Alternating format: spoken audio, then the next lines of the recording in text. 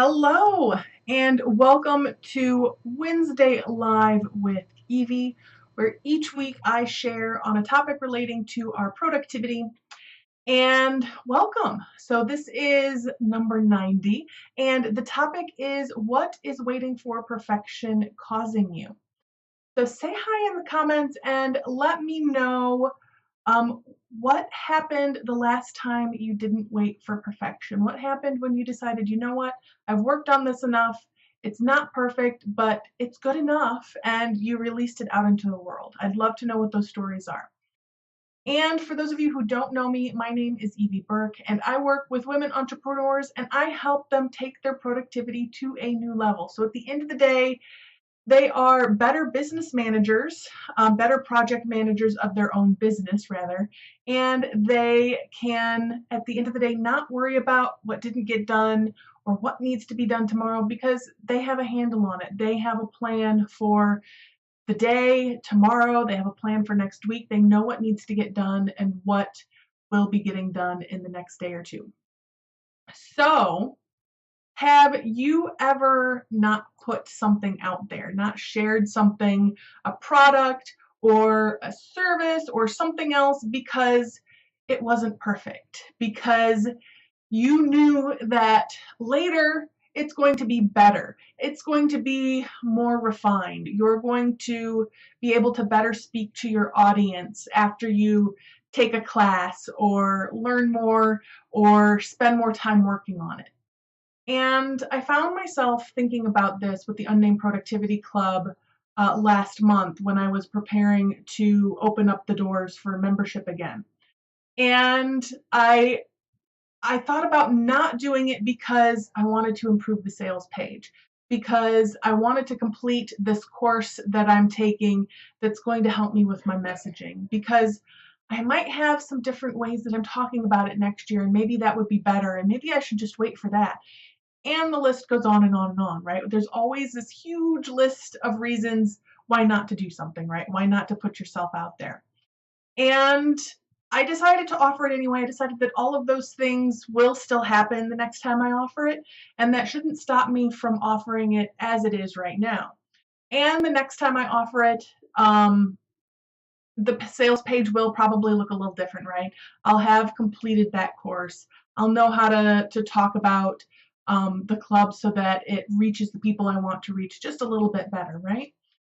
But again, that didn't mean that I needed to wait.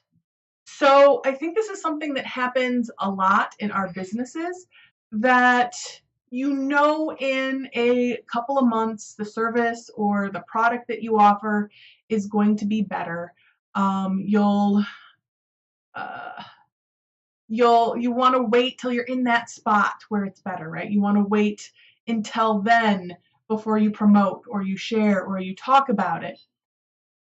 But the problem is this is always true, right? Because anytime you're offering something in a couple of months, in a year, in whatever period of time, the way you talk about it is going to be different. The way you interact with it's going to be different. The way that the program or the service or the product is, maybe you'll have found a slightly different way to do it that's a little bit better. And that doesn't mean that you should wait. So the person out there doing things imperfectly is always making more progress than the person who's waiting for things to be perfect. The tagline on the Unnamed Productivity Club is make progress, not perfection, because that's what it's all about, right? Making progress, don't wait for perfection. So where are you with this? Are you waiting until you achieve perfection before you share or before you're out there sharing? Sorry, I'm just trying to reload my page here so that I can see if there's any comments happening that I'm missing. So are you out there doing things, putting things out there imperfectly because you know that that's just where you are right now and you want to share it? Or are you waiting until things are perfect? And what has waiting for perfection cost you? And I have some ideas there, but before I jump into those, I just want to say hi to Stephanie and Mary. I see that they're watching. So hello, welcome. So back to what has waiting for perfection cost you. I think it was Jonathan Fields who said, or who I heard say, that in his business, they release things when they are 80% done. So there's two reasons for this. One is that the last 20% of getting something, perfect or done takes as much time as doing that 80%. So they put something out there when it's 80% done, and they're still working on it, they're still tweaking it, but they put it out there, they release it to the world at 80% done. And then the second reason that they do that is sometimes they learn something after the product or the service or the event is out there, sometimes after it's done and they're thinking about what to do next year, but sometimes even in the process of releasing it and hearing the feedback from people, or noticing who's really who they're attracting through that product or service or the way they're talking about it, sometimes they learn something that significantly changes what that last 20% looks like. Where if they had released it to the world at 100% perfect done, then they would have not been able to pivot quickly and say, oh, look at this, we didn't know that. How cool is that? And make those changes or tweak that last 20%. And I really love this, and I really think it's really true. Because how often do you put something out there and then you notice, oh, if I tweak this just a little bit, then maybe it's going to work a little bit better for me. And so what would happen if you just went to the 80% and said, I'm going to release it out, 80% done. I'm still going to be working on it and tweaking how I talk about it and tweaking whatever on it as I learn more about it, but putting it out there at 80% done. So for me, this period of accepting new members into the Unnamed Productivity Club is informing how I will do this next time I open enrollment. And I have no regrets about how I decided to offer it this month or how I decided to promote it. I learned a lot, and it's been fairly successful for me. So, I can take those lessons of what worked and maybe what didn't work, and I can use that as I go forward. But if I wouldn't have given myself that opportunity to have these experiences, I would actually be behind when I would offer it again. So yes, maybe the sales page would be different, but it would be different in a different way. Does that make sense? Because I wouldn't have the things that I've learned from this period of having enrollment open and having it out there to inform what the updated sales page looks like. So it will actually be better when I do it next time than if I would have waited. Does that make sense? So, so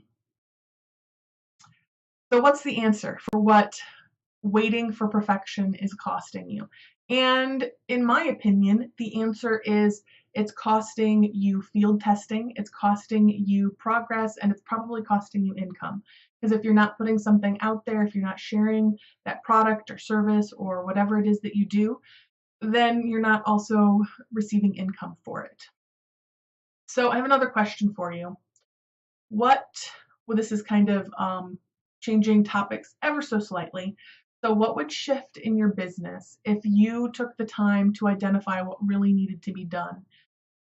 If you took the time to look at what do you need to accomplish each week so that you can make real progress on your goals? And what would happen then if each week you completed a majority of those items, or even all of those items? How would your business shift? What would look different for you in your business? And this is one of the things that we do every single week in the Unnamed Productivity Club. And it's unnamed because I sat on this idea of this club for a little while as I was trying to come up with the perfect name.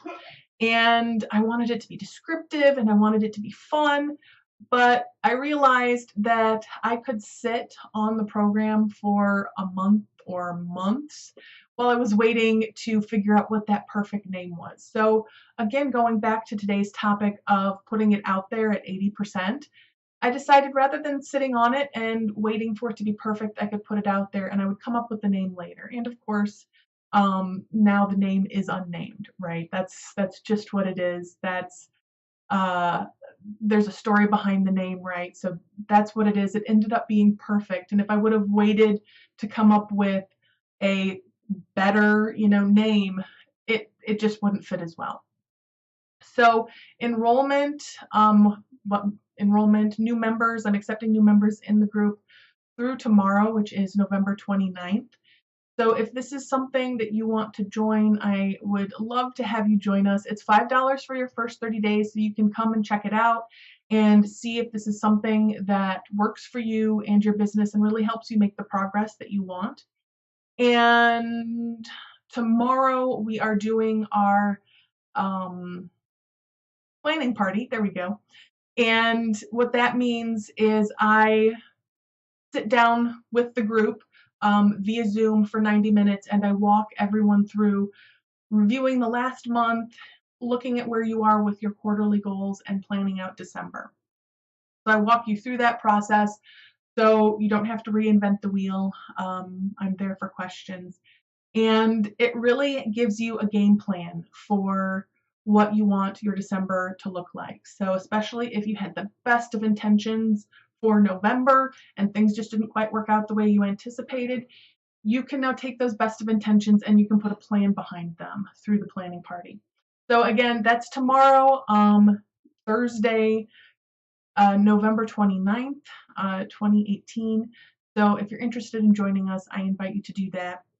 And then in December, we will be spending a little bit more time and we'll be planning out all of 2019 and then looking at specifically planning out January. So if you join the club, you get that too. So that is it for this week's Wednesday Live. I will see you next week with another topic, and until then, much love. Goodbye.